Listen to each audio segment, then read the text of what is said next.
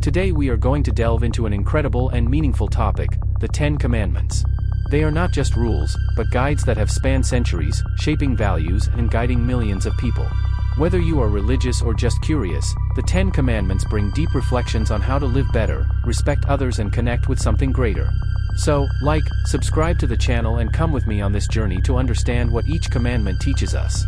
1. Love God above all things and have no other gods. The first commandment calls us to put God at the center of our lives, but what does this mean in practice today?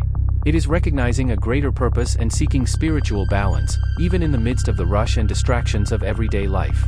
Loving God above all things means prioritizing eternal values, such as love, kindness, and justice, instead of clinging to fleeting things, such as material goods or social status. In current times, this can also be seen as a challenge to resist modern idols. Money, for example, often dominates our decisions, whether by prioritizing excessive work or by measuring people's worth by what they have rather than by who they are. Fame is another example. With social media, it's easy to seek validation in likes and followers, placing our self-esteem and happiness in something superficial. Trusting in God above all things means understanding that, in difficult times, He is present and can guide us. For example, in the midst of financial crises, health problems, or emotional challenges, placing faith in God can bring strength and hope, while idolizing quick or illusory solutions only increases frustration. This commandment reminds us to look at what is truly essential, prioritizing spiritual connection and the values that make us more human. 2. Do not make idols or images to worship. This commandment goes far beyond not worshiping statues or physical images. It provokes us to reflect on what we are placing as the top priority in our lives. It could be an object, a person, or even an idea that takes all of our focus and dedication. When something takes the place of God in our hearts, we divert our attention from what really matters, our faith, our values, and our greater purpose.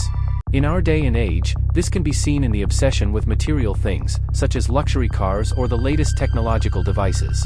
How often do we see people sacrificing time with their family, their health, or even their ethical values in pursuit of status or recognition? Another common example is relationships. Putting someone on a pedestal, as if they were the solution to all our needs, can also become an idol. In addition, ideas and ideologies can become modern idols. Some people put their political beliefs, opinions, or lifestyles above all else, ignoring empathy and respect for others. This does not mean that we cannot engage in these things, but it is a reminder that they should not take the place of God or core values. The commandment warns us against the trap of seeking happiness and meaning in fleeting things. Society constantly sells us the idea that having more or being more is the path to fulfillment. However, this cycle can lead us to emptiness. Keeping our values firm and focusing on what is eternal helps us to see clearly what truly brings purpose and peace. 3. Do not take God's name in vain. Using God's name with respect is the heart of this commandment, but it goes beyond simply avoiding expressions like "my God" in a banal way. It is about recognizing the weight and sacredness of God's name, using it in a sincere and meaningful way. In today's world, this commandment also challenges us to reflect on how we deal with our faith, our commitments, and the truth. A practical example is the use of God's name in promises or oaths without the real intention of keeping them. Often, in formal situations or even in casual conversations, people say "I swear to God" to give more credibility to what they are saying, but without really reflecting on what they are promising. This not only disrespects God's name, but can also lead to a loss of trust between people. Another contemporary example is the use of God's name in hate speech or manipulation. Unfortunately, it is common to see religious leaders or even individuals justifying selfish or harmful actions in the name of God, distorting the true meaning of faith. This not only disrespects the divine essence, but also distances others from spirituality. The commandment invites us to be conscious not only of the words we use, but also of the way we live. Honoring God's name is reflecting this in our actions, demonstrating integrity, respect, and truth. In a world where words often lose value, this teaching reminds us to bring authenticity and reverence to what we say and do. 4. Rest on the seventh day and dedicate this day to God. The seventh day is, in fact, a gift that we often forget to value. In a world that seems to work 24 hours a day, 7 days a week, this commandment reminds us of the importance of stopping, resting, and reconnecting with what really matters. It is not only spiritual guidance, but also an invitation to balance, mental health and reflection. Nowadays, many people feel the pressure to be productive all the time. Whether it's answering emails outside of work hours or immersing ourselves in social media incessantly, rest has become a rare thing. The commandment to rest on the seventh day challenges us to break this cycle and dedicate time to God, family, and ourselves. For example, taking a day to turn off our cell phones, participate in spiritual activities, or simply spend quality time with those we love can transform our week. In addition, rest is not only physical, but also emotional and spiritual. Dedicating the seventh day to God can include moments of prayer, meditation, reading sacred texts, or even contemplating nature. It is an opportunity to reflect on the blessings received and renew our gratitude, something that we often forget in the rush of everyday life. Another important aspect is valuing time with others. Setting aside this day can mean gathering the family for a special lunch, visiting friends, or helping someone who needs support. These actions not only connect us with God, but also strengthen the bonds with the people around us. Respecting the seventh day is a practice that goes against the grain of the modern culture of incessant productivity. It reminds us that our value lies not only in what we do, but in who we are and our ability to connect with something greater. It is an act of faith, but also of self-care and love for others. 5. Honor father and mother. This commandment reminds us of the importance of gratitude and respect for parents, who are the first people to guide us in life. Honoring your father and mother does not just mean obeying them, but recognizing the sacrifices and efforts they made, even if they didn't always get everything right. It's about creating a relationship based on love, understanding, and empathy, something that is challenging but extremely rewarding. Nowadays, honoring father and mother can be demonstrated in very practical ways. For example, many young people spend a lot of their time on social media or other distractions and end up neglecting important conversations or quality time with their parents. Taking time to listen to their stories, help around the house, or simply be emotionally present is a powerful way to honor them. Another example is caring for parents in old age. In a society where the hustle and bustle of everyday life often causes elderly people to be neglected, honoring father and mother means ensuring that they are treated with dignity and care. This can include frequent visits, accompanying you to medical appointments, or even simple acts of kindness, such as remembering important dates or preparing a special meal. It's also important to recognize that not everyone had an ideal relationship with their parents. Honoring them, in these cases, may mean seeking reconciliation, forgiving past mistakes, or, at least, not perpetuating resentments that only bring suffering. It's about seeking inner peace and being a source of light for future generations. Finally, honoring our father and mother is also an example for our children and those around us. When we value our roots and show respect for those who raised us, we are teaching a lesson of love and gratitude that can last for generations. This commandment is not just a rule, but a reminder that family ties are fundamental to building a life full of meaning. 6. Do not kill. This commandment goes far beyond the physical act of taking someone's life. He invites us to reflect on how our actions, words, and choices can emotionally, spiritually, or even socially hurt those around us. Not killing means preserving and valuing life in all its forms, promoting peace, respect, and human dignity. At the current moment, we can see this in several everyday situations. Bullying, for example, is a way of deeply hurting someone, especially in the school environment or on social media. Cruel words or exclusionary attitudes can destroy a person's self-esteem, leaving lasting marks. Fulfilling this commandment, in this context, means being more careful with what we say and do, always seeking to build, not destroy. Another example is traffic violence. How many times do impulsive actions, such as running lights or driving aggressively, put other people's lives at risk? Respecting this commandment means acting responsibly, prioritizing everyone's safety. The same goes for the consumption of substances that harm health, such as alcohol or drug abuse, which not only affect the individual, but can also have devastating consequences for those around them. Furthermore, this commandment reminds us of the importance of preserving the lives of the most vulnerable people in society. This includes fighting hunger, supporting those suffering from extreme poverty, and defending the right to life in situations of war or violence. In a world where so many people face inequality, not killing can also mean fighting so that no one is deprived of their dignity and basic living conditions. Not killing is also a call to promote peace, both in global conflicts and in small, everyday disagreements. When we choose to forgive, mediate a difficult situation, or even take the first step to resolve a fight, we are respecting and living this commandment.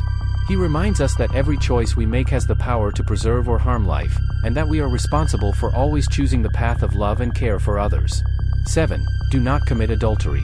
This commandment speaks of fidelity, and although it is often associated with marriage, it goes beyond that. It is about being true and loyal in all relationships, whether romantic, family, or friendship. Betrayal, in any form, not only destroys the bond between two people, but can leave deep scars on everyone involved, affecting trust, self-esteem and even future generations. In today's world, the temptations and challenges to fulfilling this commandment have become even more present, especially with social media. Private messages, dating apps and content that promotes relationships outside of commitments have led many people to cross boundaries that compromise their fidelity. A simple innocent flirtation can quickly evolve into something that puts a serious relationship at risk. Being loyal, in this context, requires self-control and respect for the commitments made. Another important point is the culture of valuing appearance and superficiality, which often pressures people to seek validation outside of the relationship. Social media posts, likes, and comments may seem harmless, but they often become a way to seek attention or create insecurity in a partner. The commandment calls us to prioritize emotional bonds and trust above any need for external approval. Furthermore, adultery is not limited to the physical aspect. Emotional betrayals, such as intimate confidences with another person or excessive attachment outside the relationship, can also hurt and destabilize the union. Being faithful involves not only the body, but also the heart and mind, reinforcing mutual respect. When someone breaks this fidelity, the consequences can be devastating. Families fall apart, children feel insecure, and trust is often difficult to rebuild. However, this commandment not only condemns betrayal, but also invites us to cultivate loyalty as an essential value. In a world full of distractions and temptations, being honest in relationships is a powerful way to demonstrate love and respect, both to the other person and to ourselves. 8. Do not steal. The commandment not to steal goes far beyond simply not taking something material that does not belong to us.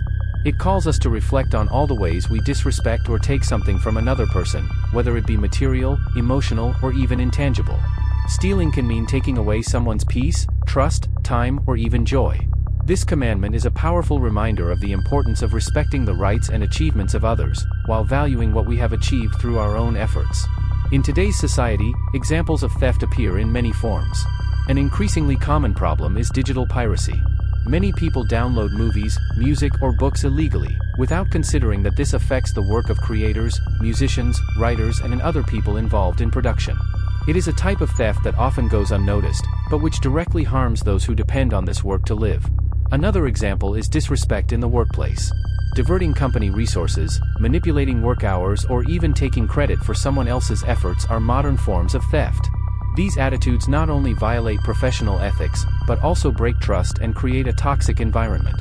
On an emotional level, stealing can mean manipulating or deceiving someone, taking away their trust or emotional security. For example, in relationships, when a person deliberately lies or deceives, they are stealing the other person's peace and trust, essential elements for any healthy coexistence. In addition, stealing time is also a valid reflection. Wasting someone's time with empty promises, constant delays, or lack of commitment is a subtle but impactful form of theft. In a world where time is a precious resource, respecting the time of others is a demonstration of empathy and consideration. This commandment also challenges us to cultivate honesty as a fundamental pillar in our lives. When we choose to achieve things with our own effort, even in the face of difficulties, we show that we believe in the value of work and integrity. In a society increasingly marked by the search for shortcuts and quick gains, living honestly is a powerful way to promote justice, respect, and trust. 9. Do not bear false witness against your neighbor. This commandment invites us to reflect on the impact of our words and the responsibility to use them with truth and integrity. Lies and false accusations can cause profound damage, ruining reputations, destroying friendships, and even damaging entire lives. Not bearing false witness is not just a matter of avoiding lies, it is a commitment to honesty, even when the truth is difficult or uncomfortable. In today's world, the impact of false witness is amplified even more by social media. Fake news, rumors, and distorted information spread quickly, often without people checking their veracity. Sharing or creating false information can tarnish someone's reputation, cause panic, or fuel prejudice. For example, false accusations against public figures or even coworkers can destroy careers or even put lives at risk. In addition, everyday gossip is a common form of false witness. When we distort stories or spread rumors without knowing all the facts, we are undermining trust and respect in relationships. How many friendships have been damaged because someone chose to believe a rumor instead of seeking the truth? The commandment is also important in more formal situations, such as in court or in conflicts at work. False testimony can lead to injustice, placing innocent people in serious situations or favoring the guilty.